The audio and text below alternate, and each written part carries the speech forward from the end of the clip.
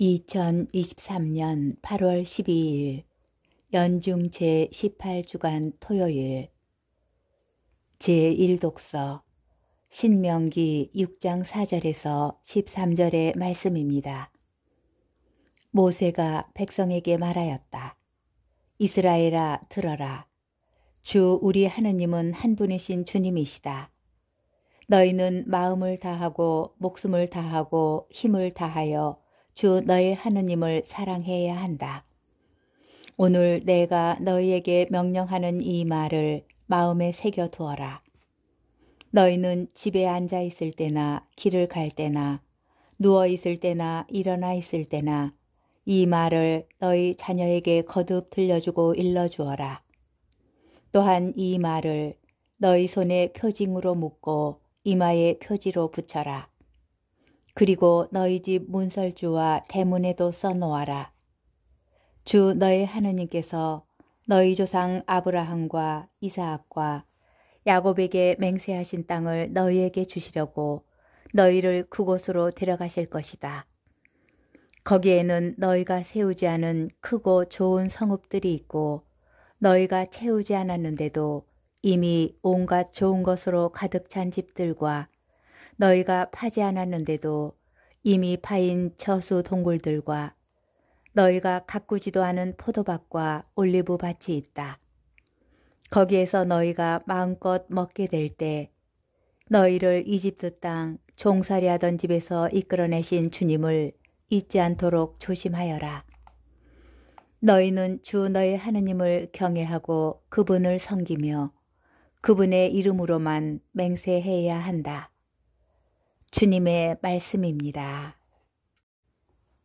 복음 마테오 복음 17장 14절에서 20절의 말씀입니다. 그때에 어떤 사람이 예수님께 다가와 무릎을 꿇고 말하였다.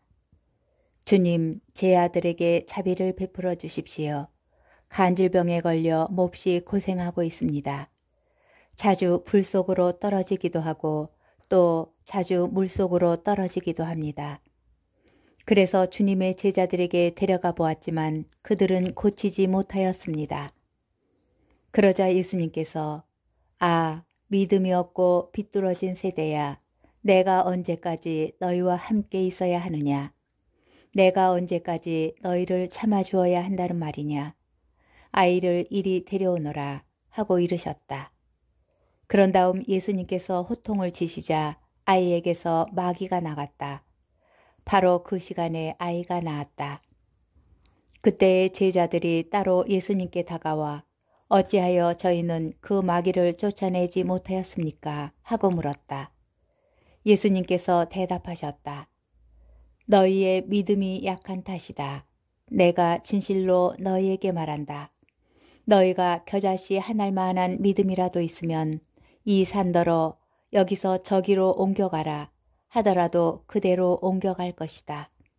너희가 못할 일은 하나도 없을 것이다. 주님의 말씀입니다. 오늘의 묵상. 세상의 악 앞에 우리는 때로 무력함을 느낍니다. 오늘 복음에는 주님의 제자들이 겪는 무력함이나 할 수 없음이 3번 나오고 불신앙이나 약한 믿음, 그리고 올바른 믿음도 여러 번 나옵니다. 마테오는 주님의 파스카 이후 물리적으로 예수님의 현존을 더 이상 체험할 수 없는 초대교회의 현실을 바라보고 있습니다.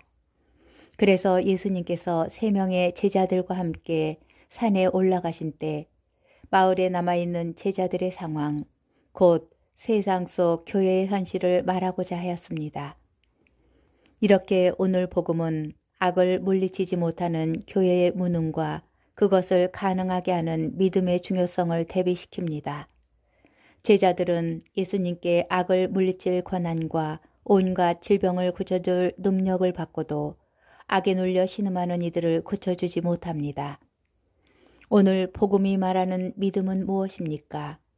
복음사가의 구도에 따르면 그 답은 바로 앞의 이야기, 곧 주님의 거룩한 변모 이야기에서 찾을 수 있습니다. 하느님 아버지께서는 제자들에게 너희는 그의 말을 들어라 하고 말씀하셨습니다. 믿음은 예수님의 말씀을 듣는 데서 옵니다. 예수님의 말씀을 들음으로써 우리는 하느님 아버지의 자녀가 되고 자녀들도 하느님 아버지께서 하시는 이 일을 할 수 있게 됩니다. 우리가 예수님의 말씀을 참으로 듣는다면 우리는 악에서 승리할 수 있습니다. 왜냐하면 악은 우리가 하느님의 말씀을 듣지 않고 실천하지 않는 데에서 오기 때문입니다. 복음사가는 제자들에게 믿음이 약한 이들이라고 말합니다. 어려움 앞에서 약한 믿음은 불신앙으로 변하기 쉽습니다.